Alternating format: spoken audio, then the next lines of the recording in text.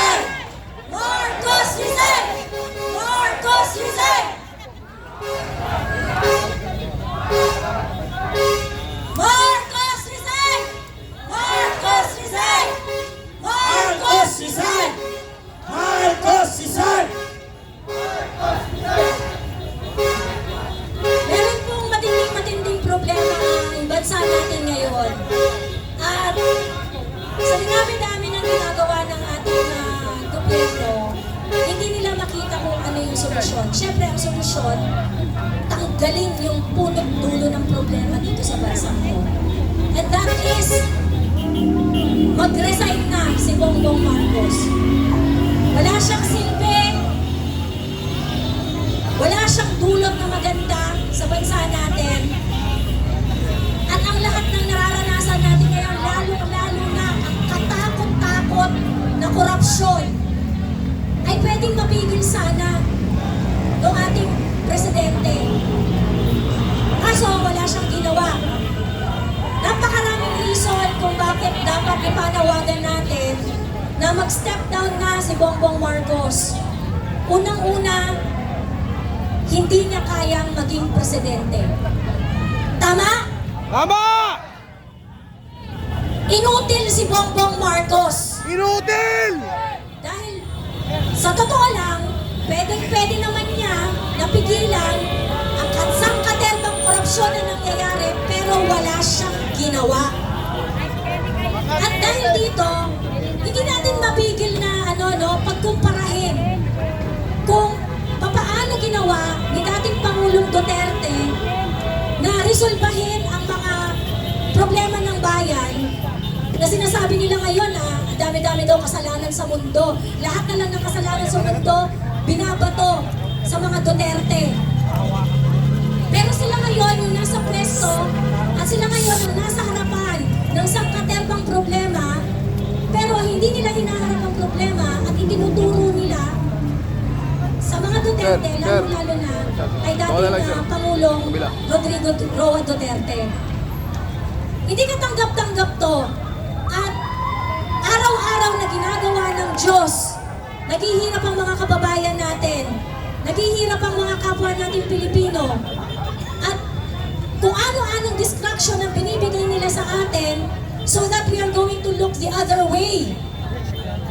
Dinidistract nila tayo sa mga investigasyon kulong, dinidistract nila tayo sa mga kung ano-ano nilang mga pasirkus para malito tayo at ang dami-dami nagpapalito sa ating isipan at nilalayo nila yung isipan natin sa totoong problema. At ang isa lang gusto kong matandaan ng lahat na nakikinig ngayong gabi, huwag po tayong magsasawa dahil ang problema ay si Bongbong Marcos. Wala nang iba. Kung ginawa ni Bongbong Marcos, kasi pinagkatiwalaan natin siya noong 2022, pinagkatiwalaan siya ng maraming Pilipino.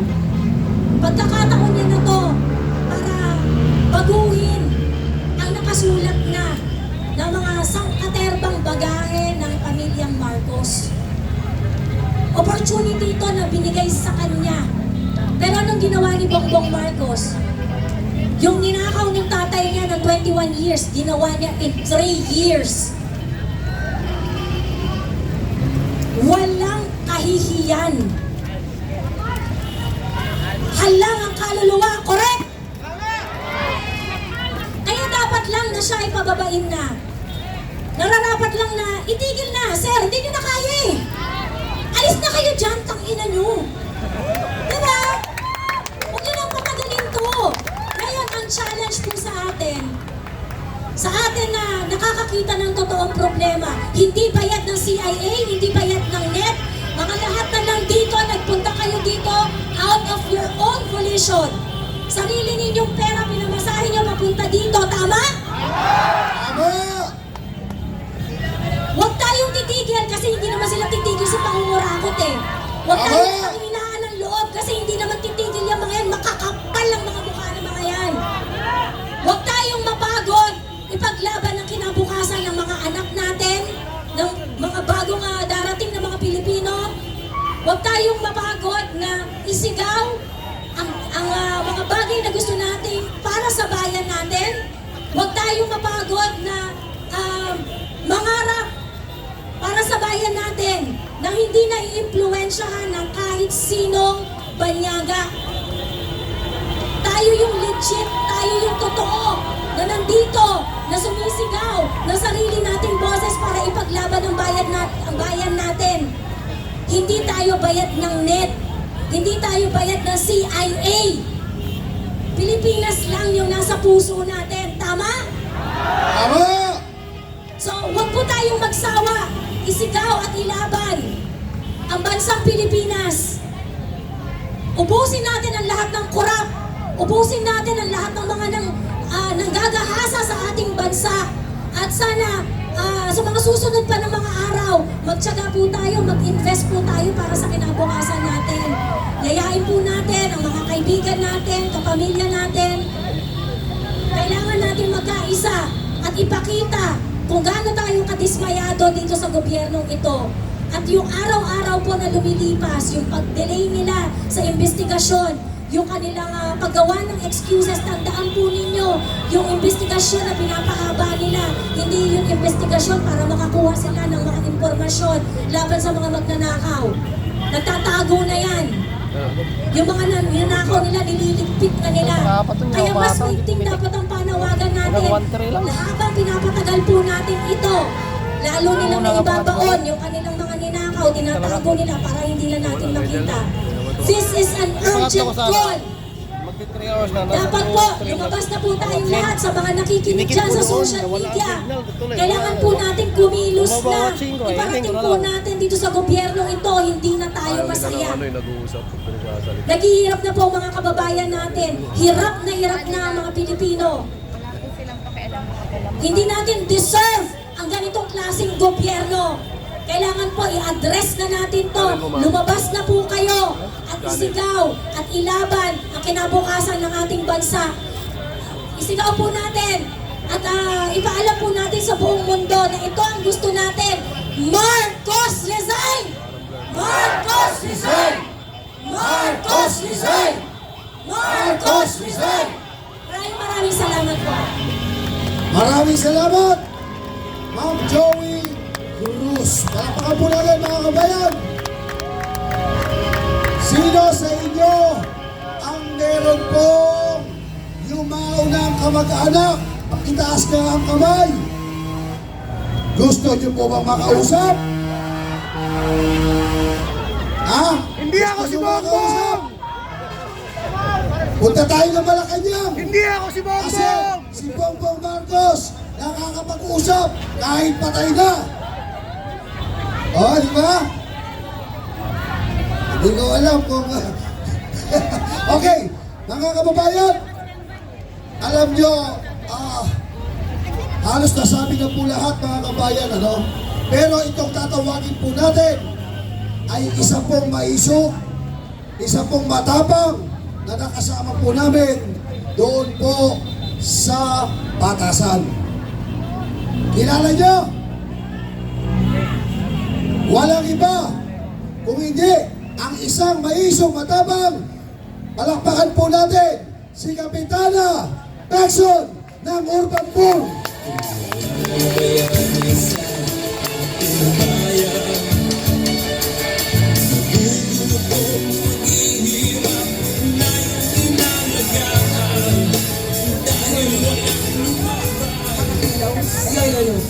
Hello! Hello! Narinig ba ninyo ako? Yeah! Kailangan marinig ang boses ko mula hulo hanggang kapali! Okay ba kayo dyan? Okay! Unang-una, medyo konti na kasi boses ko natitira. Nagmula pa doon sa bata sa pambansa, hanggang doon sa Lawasang Bonifacio, hanggang doon sa Mendiola. Kaya iibahin ko naman ang aking mensahe ngayong gabi. Okay? Okay! Today is a gift to each and every one of us. Bakit nabanggit ko yun at nasabi?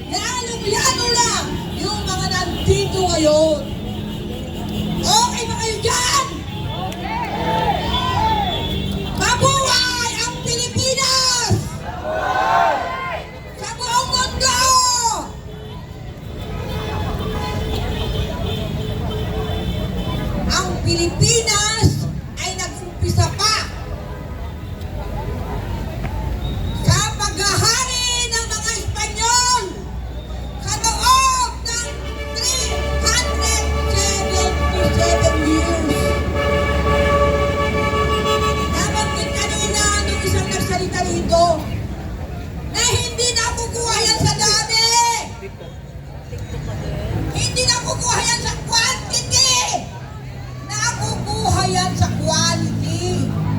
Bakit? Sino ang lumaban sa 377 years sa mga Spaniards? Isang tao lamang! Sino siya? Si Dr. Jose Rizal. Alam ba ninyo yan, mga kabataan? Kasi pinagkait na sa inyo yung istorya na yon. Dahil wala na yun sa curriculum ng DepEd. Okay ba kayo dyan? Si Jose Rizal ay lumaban para makalaya tayo sa mga Spaniards. At binili tayo ng Amerika sa loob ng 48 years. Nang pagsakop ng ating Amerika, nagkaroon ng Treaty of Paris. Na ngayon, yun na ang ating hinaharap na problema. Bakit? Bakit ko nabanggit yun? Dahil yung Treaty of Paris ay meron lamang visa na 80 taon. At ito ay matatapos sa susunod na 2026. Alam niyo naman ang Amerika, di ba? Na nagkaroon nga tayo ng kalayaan noong July 4, 1946. Pero hindi tayo nagkaroon ng tunay na kalayaan dahil pinapakialaman pa rin tayo magmula ng mga panahon na yun. Kaya lahat ng Pangulo na ininoknok natin na hindi sumasang-ayon sa kagustuhan ng Amerika ay ibinabagsak nila katulad ng ating Pangulo na si President Rodrigo Roa Duterte. Kaya yun ang problema natin ng mga Pilipino. Dahil tayo ay napudol 2022 ni Bongbong Marcos. Isa ba kayo sa nabudol? Isa ko sa nabudol. Kaya nandito ako ngayon para bawiin ko!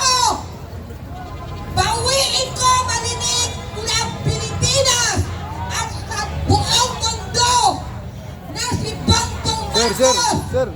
na pinili natin maging Pangulo ay hindi siya karapat-dapat na maging Pangulo ng bansang Pilipinas. Bakit? Bakit hindi siya karapat-dapat? Dahil siya ay adik! Adik Ano ang ibig sabihin ng adik? Hindi lang ang adik sa korupsyon. Siya rin ay adik sa droga. Adik sa droga. Adik, inuutil din siya. Diba ang acronym ng adik is A-D-I-K.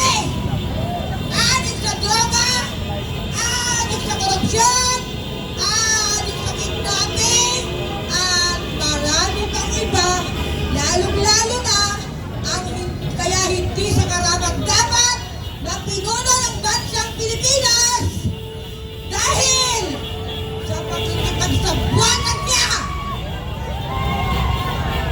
sa Amerika na kung saan hindi ba nyo alam ng Amerika noong October 2, 2025 taong kasalukuyan baksak ang kanilang economy. So yun ang dahilan kung bakit nag-i-interest sila na maipasa uli o pumayag si Bongbong Marcos para ma-extend yung Treaty of Paris na magtatapos sa susunod na taon. At alam ba ninyo, magmula nung umupo si Bongbong Marcos noong 2022 dahil sa pakikipagsabwatan niya sa Amerika, dumami ang bases natin sa Pilipinas. Nakumpisa sila maglagay sa Kalayaan Island. Kung noong 1998, pinalaya sila dito, naiwan na yung Subic, naiwan na yung Clark, naiwan na yung Cavite. Ngayon, halos 35 bases na meron sila dito. Dahil papayag ba tayong mga Pilipino na mangyari yung nangyari katulad ng Ukraine? Papayag ba kayo na milyong-milyong Ukrainian ang namatay? Hindi kayo papayag! Dahil yun din ang plano nilang mangyari. Dahil gusto nilang makuha pa rin yung pinaka-powerful na bansa sa buong mundo. At ang number one na ng kalaban ay China. Kaya hindi tayo papayag. Gagawin tayong sardinas. Gagawin tayong sacrificing lamb. Dahil sa ngayon, ang Amerika ay sunod-sunuran ang ating presidente Bongbong Marcos sa pakikialam din ng CPP-NPA. Alam nyo naman, ang mga CPP-NPA, saan pa nabubuhay yung mga yan? Saan pa kumukuha ng konti mga yan? Namatay na yung leader nila, si Jonas Rizal sa Netherlands. Kung saan nila dinala si Rodrigo Roa Duterte. Doon nila din dinala. Para hindi makakilos. Para sa 2028, kung hindi tayo magkaisa, umpisa mong gawin ito. Kung wala tayong gagawin, ang yayari ang kanilang mga hindi magandang plano sa ating bansa. Ay ang inyong lingkod, nandito ako sa inyong harapan ngayon. Nakikiusap ako na lahat ng mga Pilipino, hindi lang natin i-share yung mga nasa Facebook, kundi gawin natin in action. Huwag natin panghinayangan yung oras na nandito tayo. Dahil ito ay maririnig. Ang prayer ko dyan ay isa lang naman ang problema natin, hindi maraming tao. Isang tao lang problema natin. Yung puno! Kung baka sa puno, dapat putulin! Dahil yung puno, namunga ng maraming masamang sanga at namunga ng maraming bunga. Kaya yun ang resulta ng ating dinadanas ngayon dito sa bansang Pilipinas. Hindi lang korupsyon ng flood control. Lahat ng klase. Pumunta kayo dun sa immigration. Nandiyan naman ang pagkuli ng pera. Pumunta kayo sa custom. Nandiyan din naman ang pagkuli ng pera. Pero lahat ng ginagawa nila ay hindi ayon sa kapakanan. Lalong-lalong na ang mga mahihirap na mga Pilipino dito sa bansang Pilipinas.